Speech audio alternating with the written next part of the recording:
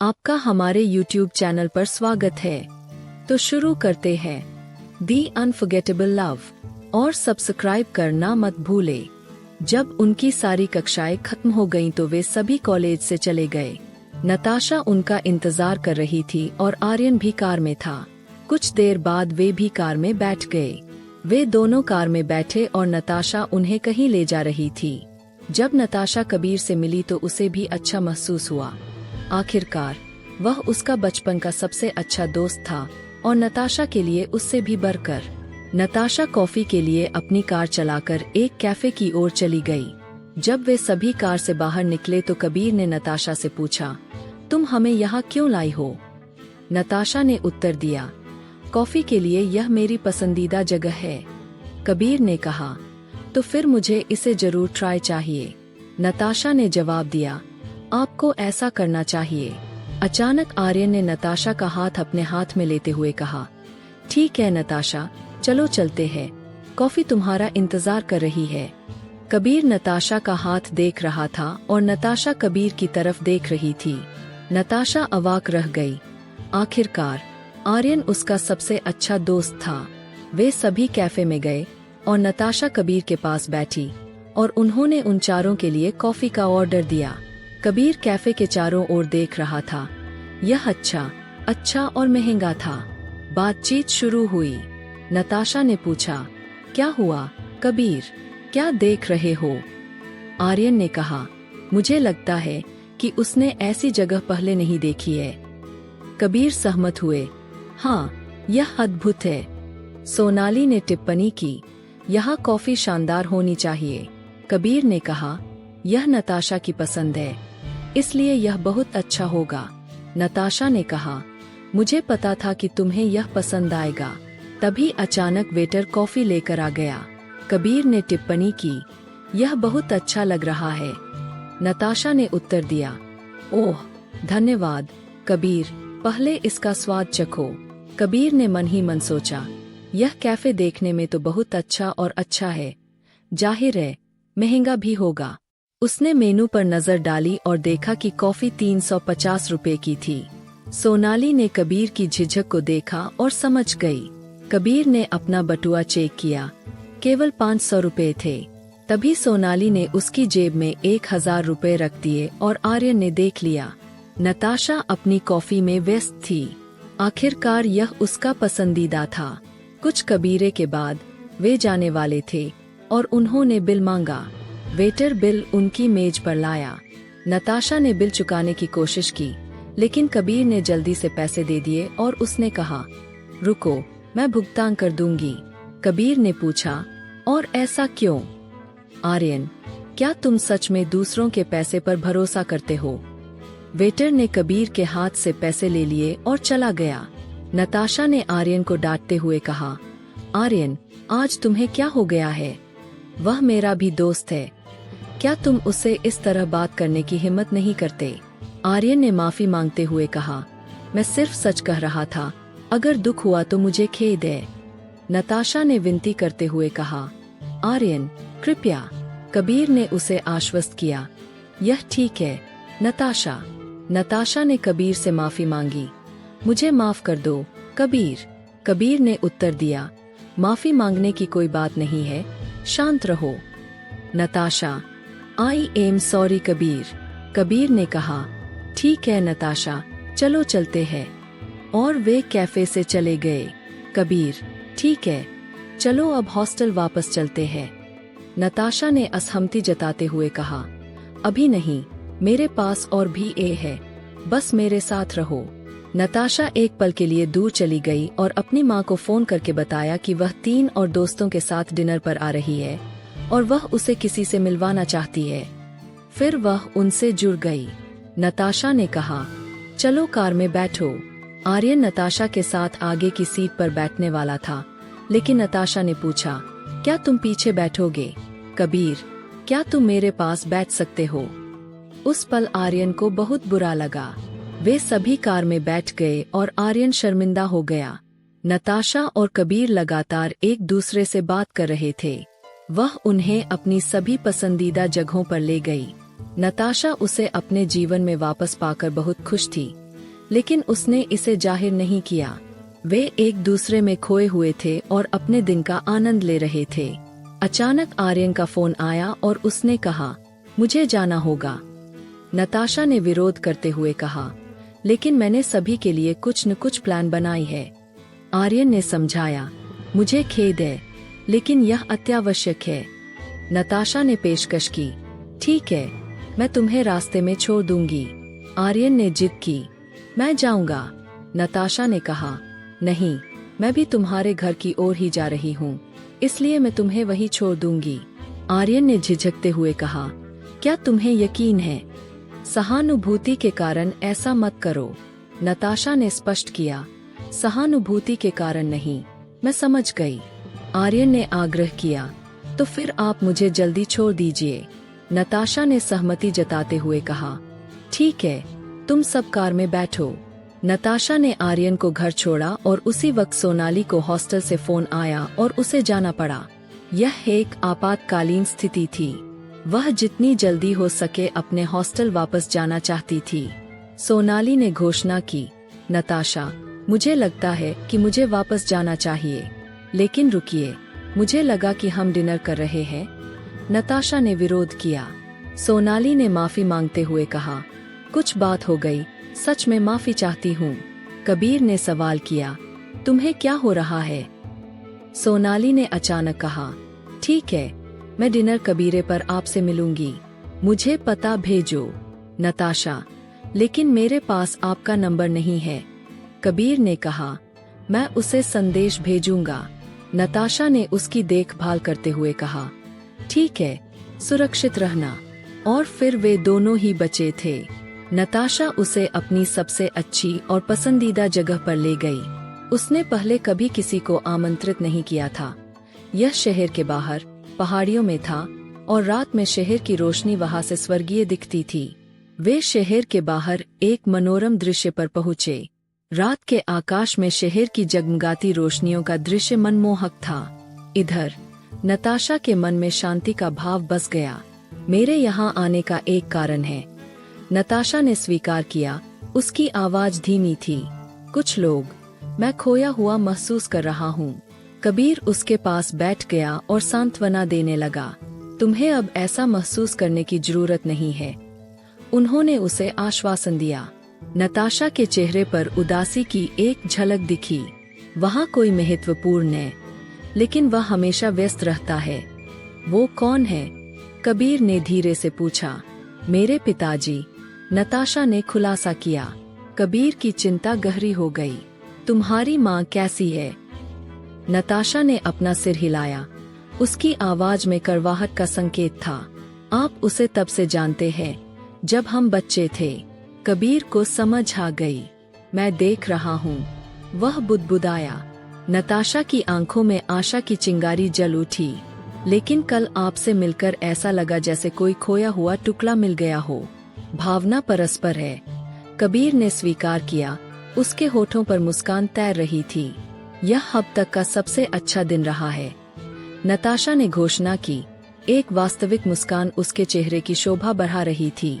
हाँ, इतने लंबे कबीरे के बाद तुम्हें अपने साथ पाकर बहुत अच्छा लग रहा है, कबीर ने गर्मजोशी से कहा। नताशा चकित हो गई। याद है जब हम छोटे थे और शिक्षक ने हमें अलग करने की कोशिश की थी, हम कहीं और नहीं बैठ सकते थे। हाँ, मुझे अच्छी तरह याद है। कबीर की हंसी फूट पड़ी। तो क्या तुम्हारी कोई गर्लफ्रेंड है? नताशा ने चिढ़ाते हुए पूछा। कबीर ने जोर से सिर हिलाया। बिल्कुल नहीं। आपके बारे में क्या? चलो, तुमने सुना कि आर्य ने पहले क्या कहा था? नताशा ने धूर्त मुस्कान के साथ उत्तर दिया। कबीर ने पिछली मुलाकात को स्वीकार करते हुए हंसते हुए कहा। तो मुझे बताओ। नताशा ने दबाव डाला। उसकी जिज्ञासा बढ़ गई। क्या कोई खास है? कबीर झिझके। ठीक है, हाँ, वहाँ है। प्रत्याशा भारी हवा में लटकी हुई थी। कौन है भाई? नताशा की आंखें फैल गईं। वहाँ कोई है, कबीर ने रहस्यमय रंग से कहा। नताशा ने चंचलता से चिल्लाया, यह सही नहीं है। और फिर बोला, क्या वह सोनाली है? नहीं, वह मेरी सबसे अच्छी दोस्त है। कबीर ने स्पष्ट किया। तो कौन? नताशा कायम रही। तुम्हें जल्द ही पता चल जाएगा, कबीर ने रहस्यमय रंग से कहा। यह उचित नहीं है, नताशा चिल्लाई। कबीर की अभिव्यक्ति गंभीर हो गई। सुनो, मुझे नहीं लगता कि आर्यन का तुम पर अच्छा प्रभाव है। नताशा ने आह भरी। जब भी मैं यहाँ आता हूँ सब कुछ भूल जाता हूँ। चिंता मत करो, मैं अब यहाँ हूँ। कबीर ने उसके कंधे को सहलाते हुए उसे आश्वस्त किया। हाँ, इसके लिए धन्यवाद, नताशा ने सहज महसूस करते हुए कहा। समय की देरी को महसूस करते हुए कबीर ने उन्हें वापस जाने का सुझाव दिया। कबीर ने अपनी घड़ी पर नजर डाली। ठीक है, अगर हम यहाँ और रुकेंगे तो देर हो जाएगी। ठीक है, चलो चलते हैं, नताशा ने खड़े होते हुए सहमति व्यक्त की। मैं सोनाली को पता भेज दूंगा, बस मुझे बताओ, कबीर ने अपना फोन निकालते हुए कहा। उन्होंने पहाड़ों से प्रस्थान किया और सोनाली के घर के बाहर उसका इंतजार करने लगे। आधे घंटे बाद सोनाली आ गई और फिर वे सभी उसके घर के अंदर चले गए। उसका घर बड़ा और सुंदर था। जब वे अंदर आए तो अंदर भी ठंडक थी और उसकी माँ वहाँ उनका इंतजार कर रही थी। नताशा की माँ ने सवाल किया, तुम्हें इतना समय क्यों लगा? नताशा ने उत्तर देते हुए कहा, हम बस थोड़ी देर के लिए बाहर थे। नताशा की माँ ने कहा, ठीक है, जाओ और फ्रेश हो जाओ और जल्दी नीचे आ जाओ। नताशा ने आगे बढ़ते हुए कहा, ठीक है माँ, अरे चलो ऊपर चलते हैं। सोनाली, ठीक है। वे उसके कमरे में जा रहे थे। उसके घर का हर हिस्सा बहुत सुव्यवस्थित था और जब वे उसके कमरे में दाखिल हुए तो वह सुंदर और बारीकी से सजाया गया था। और जब उन्होंने वहां देखा तो आर्यन नताशा का इंतजार कर रहा था। आप यहाँ पर क्या कर रहे हैं? नताशा ने मांग की। उसकी आवाज आश्चर्य से भरी हुई थी। आर्यन अचानक बोला, मैं तुम्हारा ही इंतजार कर रहा था, लेकिन एक सेकंड रुको, ये लोग यहाँ क्या कर रहे हैं? नताशा ने कहा, मैंने आपको पहले ही बताया था, मेरे पास आज के लिए और भी ये थीं और यह उनमें से एक थी। आर्यन ने धीमी आवाज में उससे कहा, अभी दूसरी मीटिंग में। चलो आर्यन, वह मेरा बचपन का दोस्त है, नताशा ने कहा। जो कुछ भी, आर्यन फुसफुसाया, मुझे इसके लिए खेद है। कबीर, नताशा ने अपना प्यारा चेहरा दिखाते हुए कहा। यह ठीक है, कबीर ने शांति से कहा। नताशा ने कहा, ठीक है, धन्यवाद। वैसे वहाँ एक बाथरूम है, वहाँ जाकर फ्रेश हो जाओ। सोनाली ने कहा, ठीक है, धन्यवाद। शाम को नताशा के घर पर एक अजीब रात्रि भोज जारी रहा। भोजन का भव्य वितरण तनावपूर्ण माहौल का मजाक उड़ाता हुआ प्रतीत हुआ। उन्होंने खाना शुरू कर दिया। नताशा की माँ ने उनसे पूछा। नताशा की माँ, तो तुम्हारे नाम क्या है? कबीर, मेरा नाम कबीर है और वह सोनाली है। नताशा की माँ, ओह, और तुम नताशा की कक्षा में हो? नताशा, हाँ, वे है। नताशा की माँ बातचीत करने की कोशिश करते हुए कबीर की ओर मुड़ी। तो तुम्हारे पिता जीविका के लिए क्या करते हैं? कबीर मुस्कुराए।